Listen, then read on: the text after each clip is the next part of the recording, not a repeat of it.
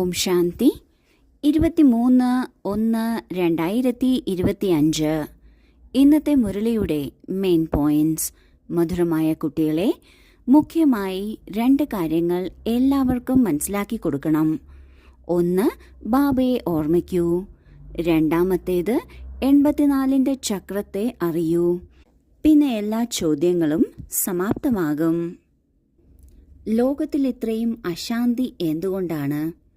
എന്തുകൊണ്ടെന്നാൽ എല്ലാവരുടെ ഉള്ളിലും പലതരത്തിലുള്ള ചോദ്യങ്ങളുണ്ട്. ആ ചോദ്യങ്ങൾക്ക് ആർക്കും ഉത്തരമറിയില്ല. അതിനാൽ അശാന്തരായിരിക്കുന്നു. എന്നാൽ ബാബ വന്ന് 2 കാര്യങ്ങളാണ് മുഖ്യമായും നമുക്ക് പറഞ്ഞു തരുന്നത്. ഇത് തന്നെയാണ് മറ്റുള്ളവർക്ക് പറഞ്ഞു കൊടുക്കേണ്ടതും. ആദ്യത്തേത്, ബാബയെ ഓർമ്മിക്കൂ. ഇതെന്നാൽ ഞാൻ ആരാണ്, എനിക്കാരാണുള്ളത് എന്ന ചോദ്യത്തിന് ഉത്തരമാണ്. രണ്ടാമത്തേത്, 84ന്റെ ചക്രത്തെ അറിയൂ. 84 ജന്മങ്ങളുടെ ചക്രം എന്നാൽ നമ്മൾ ആത്മാവിന്റെ തന്നെ യാത്രയെക്കുറിച്ചാണ്. നമ്മുടെ തുടക്കം എവിടെയായിരുന്നു, ഇനി എങ്ങോട്ടേക്കാണ് പോകുന്നത്, നാം ഇപ്പോൾ എവിടെയാണ് നിൽക്കുന്നത്, ഇതിനെക്കുറിച്ചുള്ള അറിവ് ലഭിക്കുമ്പോൾ ഇത്തരത്തിലുള്ള എല്ലാ ചോദ്യങ്ങളും സമാപ്തമാകുന്നു. ആദ്യത്തെ ചോദ്യം, ബാബയുടെ മഹിമയിൽ ഏത് വാക്കാണ് വരുന്നത്? അത് ശ്രീകൃഷ്ണന്റെ മഹിമയിൽ ഇല്ല. ഉത്തരം, വൃക്ഷപതി ഒരു ബാബയാണ്. ശ്രീകൃഷ്ണനെ വൃക്ഷപതി എന്ന് പറയില്ല. പിതാക്കന്മാരുടെയും പിതാവ് അല്ലെങ്കിൽ പതികളുടെയും പതി ഒരു നിരാകാരനെയാണ് പറയുന്നത്, ശ്രീകൃഷ്ണനെ അല്ല. 2 പേരുടെയും മഹിമ വേറെ വേറെ സ്പഷ്ടമാക്കൂ. ഈ മനുഷ്യ സൃഷ്ടിയാകുന്ന വൃക്ഷത്തിന്റെ വിത്ത് എന്നത് ബാബയാണ്, ശ്രീകൃഷ്ണനെ അല്ല പറയുന്നത്. മനുഷ്യ സൃഷ്ടിയുടെ വിത്ത് അല്ലെങ്കിൽ വൃക്ഷപതി എന്നത് ഒരു ബാബയെ മാത്രമാണ് പറയുന്നത്. ആ ഒരു ബാബയെ എല്ലാ ധർമ്മത്തിലുള്ളവരും മാനിക്കുന്നു. ആ ബാബയെ തന്നെയാണ് പിതാക്കന്മാരുടെയും പിതാവെന്നും പതികളുടെയും പതി എന്നും പറയുന്നത്. അതൊരിക്കലും ശ്രീകൃഷ്ണനെക്കുറിച്ചല്ല പറയുന്നത്. 2 പേരുടെയും മഹിമ വേറെ വേറെയാണ്. അത് സ്പഷ്ടമായി ലോകർക്ക് മനസ്സിലാക്കി കൊടുക്കണം. ബാബ സർവഗുണങ്ങളുടെയും സാഗരമാണ്, സർവാത്മാക്കളുടെയും പിതാവാണ്. അതുപോലെ ബാബയൊരിക്കലും ജനനമരണ ചക്രത്തിൽ വരുന്നില്ല. എന്നാൽ ശ്രീകൃഷ്ണൻ സർവഗുണങ്ങൾ കൊണ്ട് സമ്പൂർണനാണ്, 16 കലാസമ്പന്നനാണ്, സമ്പൂർണ്ണ നിർവികാരിയാണ്, മര്യാദ പുരുഷോത്തമനും അഹിംസ പരമോധർമ്മിയുമാണ്. രണ്ടാമത്തെ ചോദ്യം, നിങ്ങൾ കുട്ടികൾ ഓരോ ഗ്രാമത്തിലും പോയി ഏതു പെരുമ്പറയാണ് മുഴക്കേണ്ടത്? ഉത്തരം, ഓരോ ഗ്രാമങ്ങളിലും പോയി പെരുമ്പറ മുഴക്കണം. മനുഷ്യനിൽ നിന്ന് ദേവതയും നരകവാസിയിൽ നിന്ന് സ്വർഗവാസിയും എങ്ങനെയാകാൻ സാധിക്കും, വന്ന് മനസ്സിലാക്കൂ എന്ന്. സ്ഥാപന വിനാശം എങ്ങനെയുണ്ടാകുന്നു, വന്ന് മനസ്സിലാക്കൂ.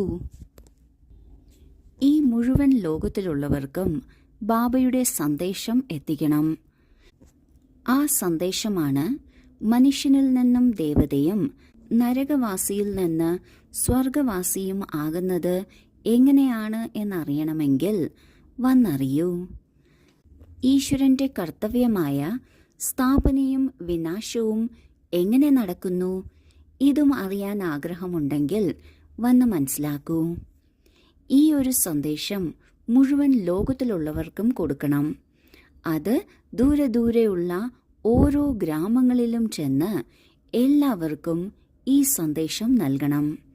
ഒരൊറ്റ ആൾ പോലും അവസാനം ബാബയുടെ അടുക്കൽ വന്ന് പരാതി പറയരുത്, എനിക്ക് ഈ സന്ദേശം കിട്ടിയതേയില്ല എന്ന്. ഗീതം, അങ്ങ് തന്നെയാണ് മാതാവും പിതാവും, അങ്ങ് തന്നെയാണ് ബന്ധുവും സഖാവും. ധാരണയ്ക്കുള്ള മുഖ്യസാരം: 1. ബാബ നൽകിയിട്ടുള്ള വശീകരണ മന്ത്രം എല്ലാവർക്കും ഓർമ്മിപ്പിക്കണം. സർവീസിനുള്ള വിഭിന്ന യുക്തികൾ രചിക്കണം. കൂട്ടത്തിൽ തന്റെ സമയം വ്യർത്ഥമാക്കി കളയരുത്. 2. ജ്ഞാനത്തിന്റെ പോയിന്റ്സ് ബുദ്ധിയിൽ വെച്ച് ജ്ഞാനത്തിൽ മുഴുകിയിരിക്കണം. ഹനുമാനെ പോലെ സത്സംഗങ്ങളിൽ പോയി ഇരിക്കണം. പിന്നെ അവരുടെ സേവനം ചെയ്യണം. സന്തോഷത്തിലിരിക്കുന്നതിന് മുഴുവൻ ദിവസവും സേവനം ചെയ്യണം. ബാബ നൽകിയിട്ടുള്ള വശീകരണ മന്ത്രമാണ് മന്മനാഭവ. മന്മനാഭവ എന്നാൽ മനസ്സ് ബാബയിൽ വയ്ക്കൂ. ഈ മന്ത്രം എല്ലാവർക്കും പറഞ്ഞുകൊടുക്കണം. അവരെ കൊണ്ട് ബാബയെ ഓർമ്മിപ്പിക്കണം. നമ്മൾ സേവനം ചെയ്യുമ്പോൾ പുതിയ പുതിയ യുക്തികൾ രചിക്കണം. ഇതിലൂടെ കുറച്ച് പരിശ്രമവും കൂടുതൽ ഫലവും ലഭിക്കും. അതുപോലെ തന്നെ വേഗതയിൽ സേവനത്തിൽ മുന്നേറാനും സാധിക്കും. എല്ലാവരുടെയും കൂടെ തന്നെയാണ് നാം ഇരിക്കേണ്ടത്. നാം എല്ലാവരുടെ കൂടെയും മുന്നോട്ടു പോകണം. എന്നാൽ എല്ലാവരുടെയും കൂടെ ഇരുന്നിരുന്ന് തന്റെ സമയം വേസ്റ്റാക്കരുത്. 2ാമത്തെ പോയിന്റിൽ ബാബ പറയുന്നു, ജ്ഞാനത്തിന്റെ പോയിന്റ്സിനെ കുറിച്ച് ചിന്തിച്ച് ആ ജ്ഞാനത്തിൽ തന്നെ മുഴുകിയിരിക്കണം. ഹനുമാനെക്കുറിച്ച് പറയുന്നത് മറ്റുള്ള സത്സംഗങ്ങളിൽ പോയിരുന്ന് രാമനാമം കേട്ട് രാമന്റെ മഹിമ പറയുന്നത് കേട്ടുകൊണ്ടിരിക്കുമായിരുന്നു എന്നാണ്. അതുപോലെ നമ്മളും നിരഹങ്കാരിയായി മറ്റുള്ള സത്സംഗങ്ങളിൽ പോയി അവരുടെ കാര്യങ്ങൾ കേട്ട് എന്നിട്ട് അവരുടെ സേവനം ചെയ്യണം. മുഴുവൻ ദിവസവും സേവനം ചെയ്യുന്നതിലൂടെ സന്തോഷത്തിലിരിക്കാൻ സാധിക്കും. വരദാനം: ഞാൻ എന്റേത് എന്നത് ബലിയർപ്പിക്കുന്ന സമ്പൂർണ്ണ മഹാബലിയായി ഭവിക്കട്ടെ. പരിധിയുള്ള ഏത് വ്യക്തിയോടോ വൈഭവത്തോടോ ഒരു മമത്വം, ഇതാണ് എന്റേത് എന്നത്. ഈ എന്റേത് എന്നതിനെയും ഞാൻ ചെയ്യുന്നു, ഞാനാണ് ചെയ്തത് എന്ന ഞാൻ എന്നതിനെയും സമ്പൂർണ്ണ സമർപ്പണം ചെയ്യുന്നവർ, അതായത് ബലിയാക്കുന്നവരെയാണ് മഹാബലി എന്ന് പറയുന്നത്. എപ്പോഴാണോ പരിധിയുള്ള ഞാൻ സമർപ്പണമാകുന്നത്, അപ്പോൾ സമ്പൂർണവും ബാബയ്ക്ക് സമാനരുമാകും. ഞാൻ ചെയ്യുകയാണ്, അല്ല ബാബ ചെയ്യിപ്പിക്കുകയാണ്, ബാബ മുന്നോട്ട് നയിക്കുന്നു. ഏത് കാര്യത്തിലും ഞാൻ എന്നതിന് പകരം സദാ നാച്ചുറൽ ഭാഷയിൽ ബാബ എന്ന വാക്ക് വരിക, ഞാൻ എന്നത് അല്ല.